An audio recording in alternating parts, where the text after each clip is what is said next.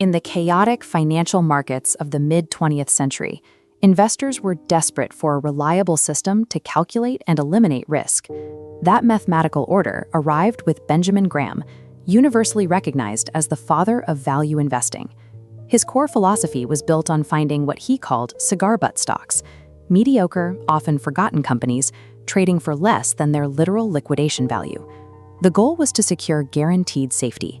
As this diagram shows, Graham enforced a strict mathematical formula to protect that capital.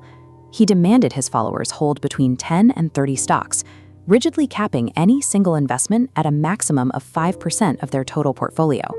His legendary reputation rested entirely on this absolute, unyielding commitment to extreme diversification. And yet, in 1948, the architect of this ultra-conservative system made a choice that contradicted his entire life's work. Graham's partnership took an astonishing 25% of their total available capital and pushed it all onto a single asset. That massive allocation went to the Government Employees Insurance Company, or GEICO, at the time a small and unproven auto insurance provider. For a man who had literally written the definitive textbook on minimizing risk, throwing a quarter of his fund at one company was a baffling decision. Understanding why Graham chose to break his own rules here reveals a shift in thinking that would eventually define the strategy of his most famous student. This timeline documents the exact scale of the move. In 1948, the Graham-Newman partnership purchased half of GEICO for $712,000, but the SEC initially demanded the sale be nullified because funds were prohibited from such over-concentrated positions, forcing a protracted legal fight. Graham realized that GEICO didn't fit the profile of a standard cigar butt. He found a structural advantage hidden within the company's operating model. By selling auto insurance directly through the mail, the company bypassed the heavy commissions required by traditional insurance salesmen, drastically lowering their overhead.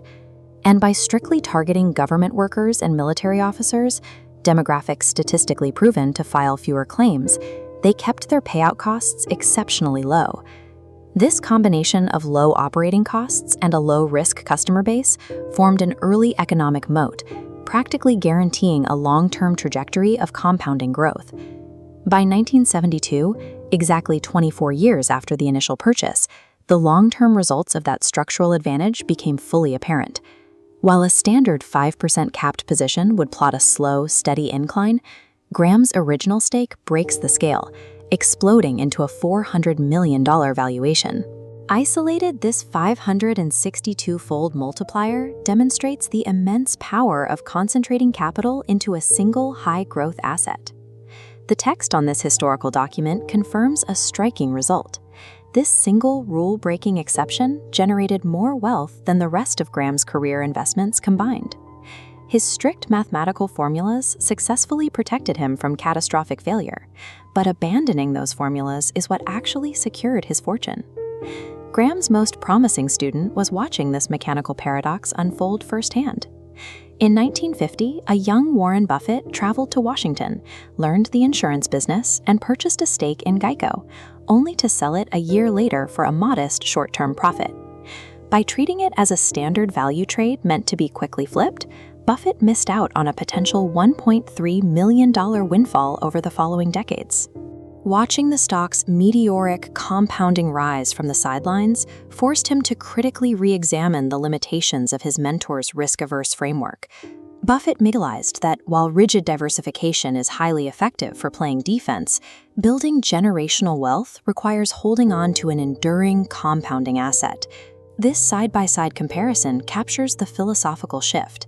Instead of constantly searching for cheap, decaying cigar butts that shrink over time, the strategy shifted toward paying a fair price for a sturdy castle continuously expanding its defensive moat. This document tracks Buffett's evolved philosophy. In 1995, he purchased the remainder of GEICO for $2.3 billion. Panning up reveals a crucial distinction. He explicitly categorized this acquisition under permanent holdings, cementing his strategy of buying and holding exceptional businesses indefinitely.